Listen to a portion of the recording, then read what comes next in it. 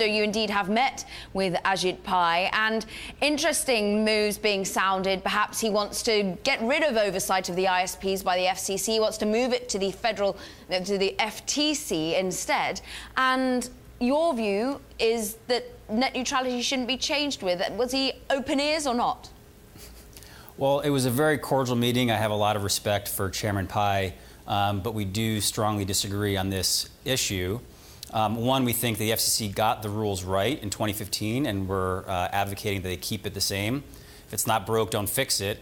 But as it relates to moving the rules from the FCC to the Federal Trade Commission, I would point to the comments from FTC Commissioner McSweeney just this week that they're not the expert agency. We have agencies in our government, and all the engineers are at the FCC. That's the expert agency. We keep it there. We are actually looking at the statement made by Terrell McSweeney, as you mentioned, talking about its importance to perhaps keep it with the FCC. It's worth mentioning she herself is a Democrat, so perhaps opposed to some of the views of Ajit Pai. But Pai does make out that clearly he's always tried to say that he wants net neutrality principles to remain, but a voluntary pledge instead. Do you think if it wasn't supported by the law, we would ever see net neutrality remain a reality? Yeah, I think there's way too much at stake here. The competition of sites online, the ability to innovate, the low barrier to entry for startups, and the consumer experience that we know and love, both on mobile and your fixed broadband connection, rely on these rules. And if you're willing to agree to them in a voluntary sense, you might as well just keep the existing rules that are on the books now to protect consumers. David, do you agree with Michael that if it ain't broke, don't fix it? Is it not broken as far as you see? And do some of the startups voice their concerns or not to you? Well, ironically, I do agree with him that if it's not broke, don't fix it. But to me, I come to a slightly different conclusion, or at least I worry less than he does, shall I say.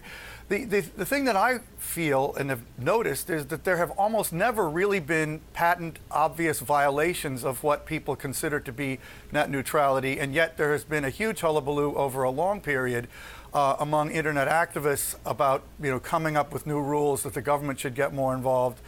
I believe capitalism generally works, and I honestly don't think that it's that big of a deal whether we have a voluntary agreement or a law, given that there is, in my experience, hardly any evidence of there really being a problem.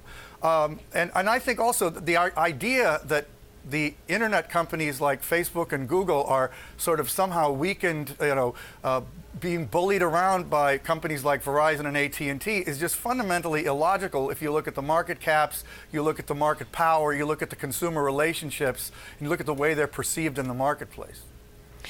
Michael, respond to that. Is there evidence, do you believe, that prior to net neutrality, that smaller startups and that certain internet content makers were unable to get equal access to the internet? Well, yeah, a few things to respond to that.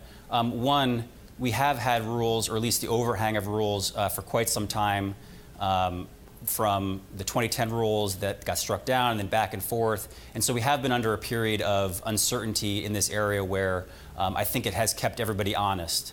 But in terms of the protections that are needed, 70% of Americans have 0 or 1 choice for your broadband, a high-speed broadband connection, which means there's not a lot of competition when you compare that to the internet, where everything is a click away. If you don't like one streaming service, you can use another.